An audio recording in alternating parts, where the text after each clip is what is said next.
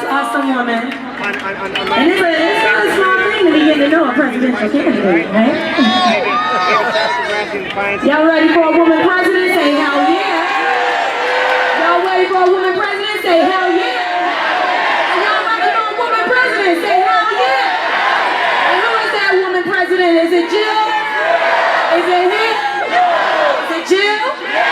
Is it him? Say Jill, not him. Jill, not him. Jill, not him. Jill, not him. That's right. I want you guys to give it up. Give it up for the Green Party presidential candidate, Miss Jill Stein.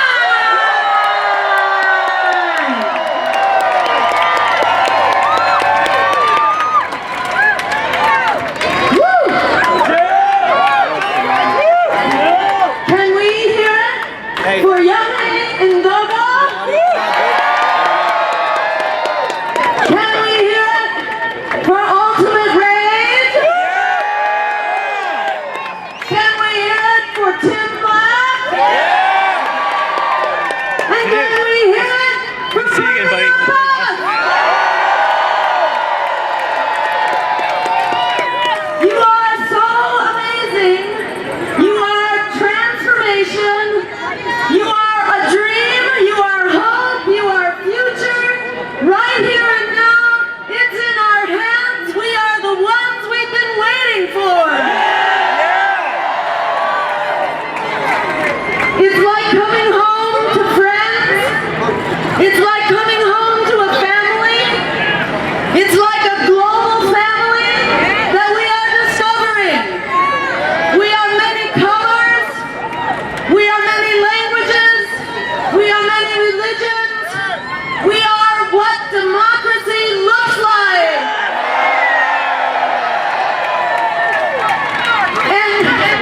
And we are discovering the power that we have that will not be stopped. In the words of Alice Walker, the biggest way people give up power is by not knowing we have it to start with. Bernie or bust knows that we have the power and we are not going away. I thank you. America thanks you. The people of the world thank you for lifting up a whole new vision of our future. This vision has been brewing in the grassroots for decades. In the fight to end police violence and for racial justice. In the fight for climate justice and to end environmental racism. In the fight to cancel the pipelines that they have built and that they are trying to build all over this country and all around the world. We say no to all new pipelines. This movement has been brewing in the fight for $15 an hour minimum wage, and it goes up from there. Because if we were adjusting the minimum wage from 1960s to today, if we adjusted according to the productivity of the workforce, we would now have a minimum wage of $20 and more. So we say we start at 15 and we go up from there. And it's not only a minimum wage, we also need a job to go with that wage. We are calling for the right to a job, a good job for every person in this country. We can do that. It's a basic economic human right. During the Great Depression, we created a New Deal that put millions of people back to work. We are calling now, again, for an emergency Green New Deal.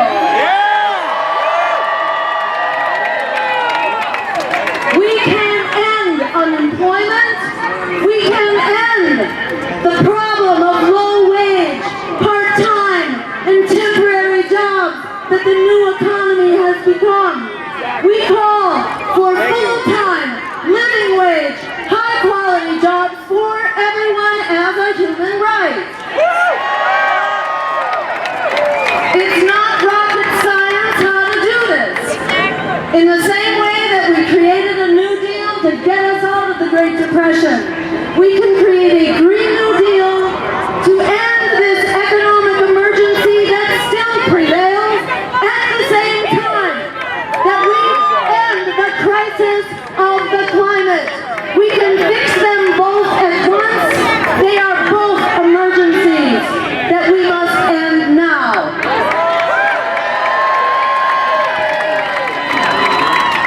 And in creating 20 million full-time good wage jobs, we are also calling for 100% clean, renewable energy by 2030.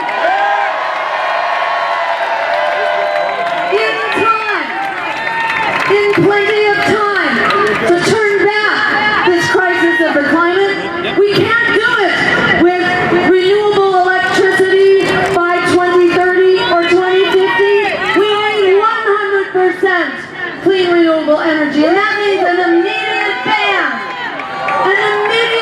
on all new fossil fuel and nuclear infrastructure starting now.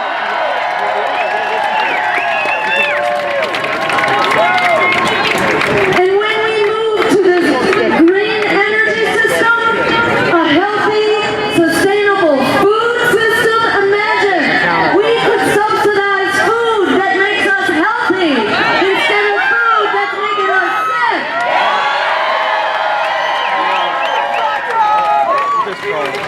We say no to Monsanto controlling the FDA and telling us what kind of food is safe. We want to bring back local farmers and family farmers and community farms and community cooperatives, so we are in control of a healthy and local food supply, and we put an end to food deserts, which are a transnational scandal that they exist in this day and age.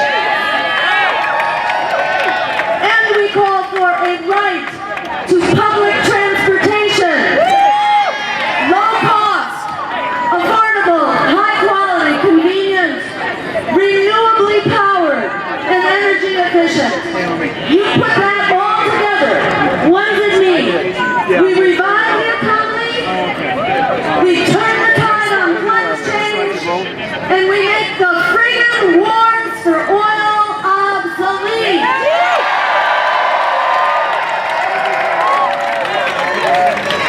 Which is a critical part of this future, this just and sustainable future. Since 2001, since we started these wars on terror, it has cost us $6 trillion. That is $75,000 on average for every American household. What could you have done with $75,000 in your household? They keep this a secret. This is why they keep voices like mine out of the debates, because we will call them on it.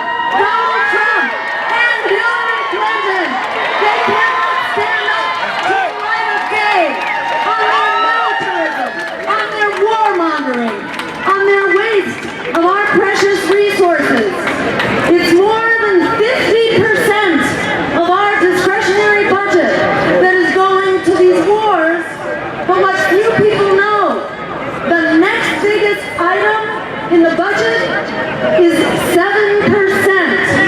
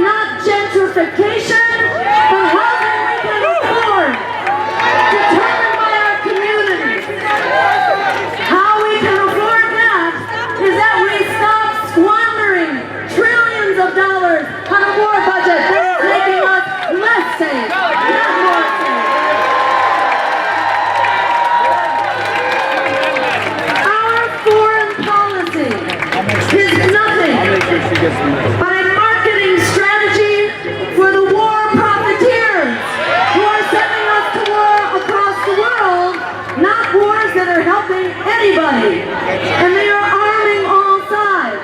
So we call for a new kind of offensive in the Middle East. We call it a peace offensive.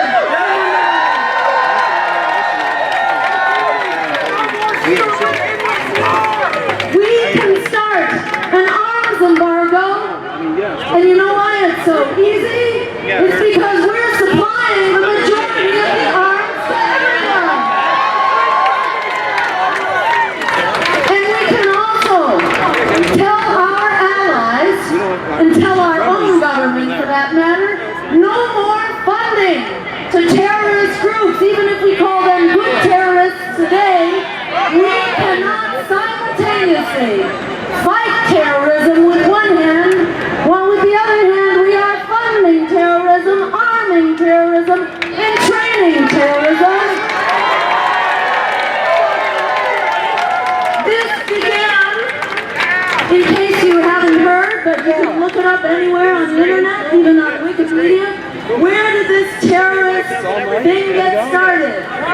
In Afghanistan. It's all Mike. That's right. It's all Mike. In Afghanistan to fight against the Soviet Union. We created the international jihadi movement, and boy did it backfire. So we say, let's put it to bed. We started this monster. We can put an end to it by depriving it of its food, of its funding, and its weapons. Dropping more bombs and bullets, shooting up terrorism only creates the next cycle of terrorism.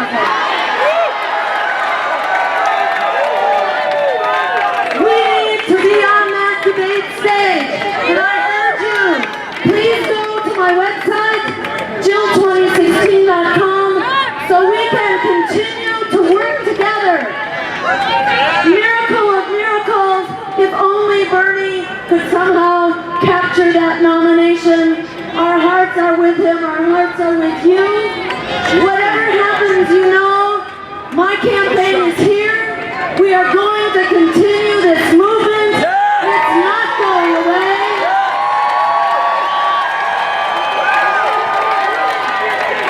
After these email revelations of the backstabbing and the sabotage by the DNC, by Hillary's campaign, and the collusion of the corporate media, we cannot leave it in their hands, because it's hard to have a revolutionary campaign inside of a counter-revolutionary political party.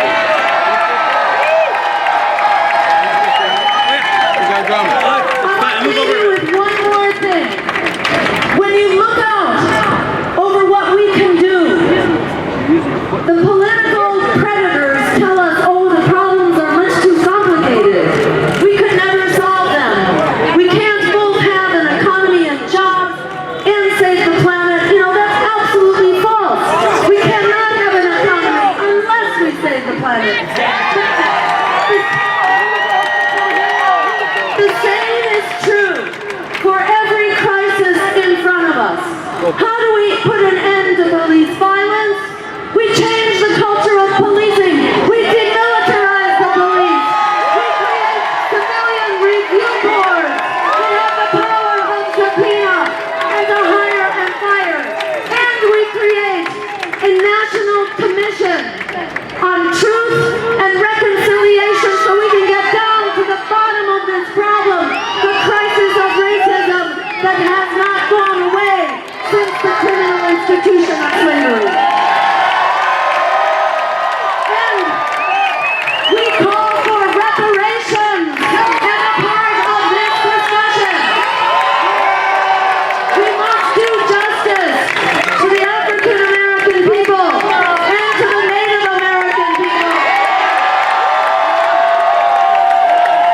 on whose backs, on whose land, on whose labor, on whose blood, sweat, tears, creativity, vision, this country has been built.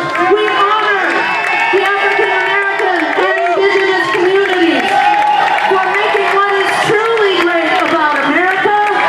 America's exceptionalism is that we are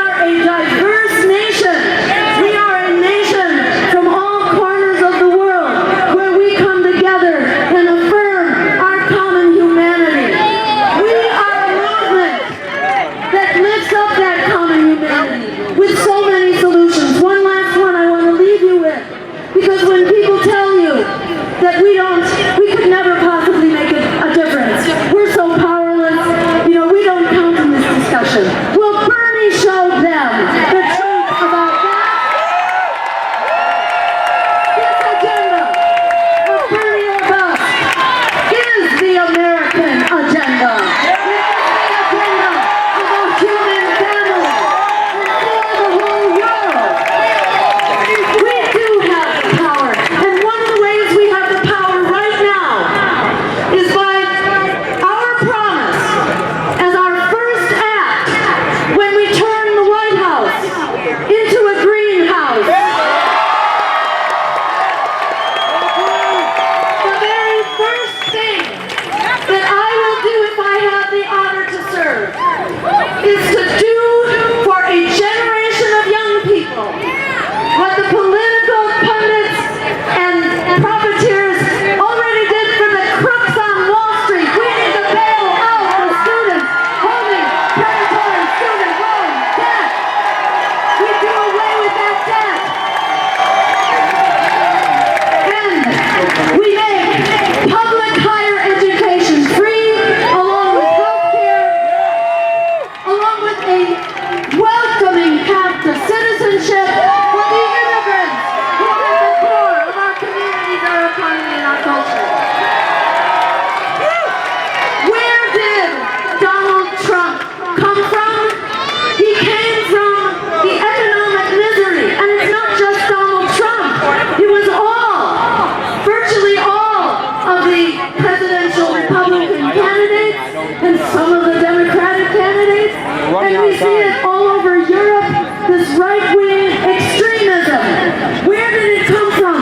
It is a response to the economic misery of Clinton policies, like NAFTA, like deregulating Wall Street and the crash.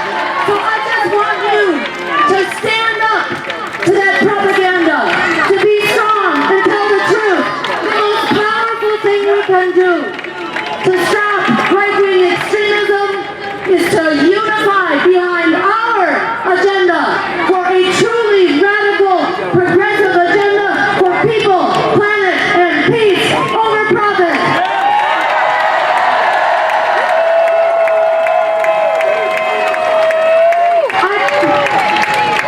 I will end saying this is not the end. This is just the beginning. We are family. We are born together with a power that is unimaginable. We are the ones we've been waiting for. Let's make it happen.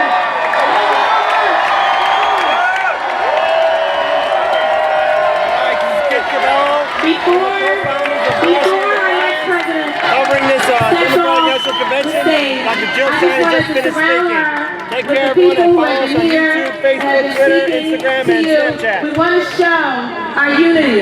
We have been going through a lot over these last few weeks, but the reality is that we have a hope because we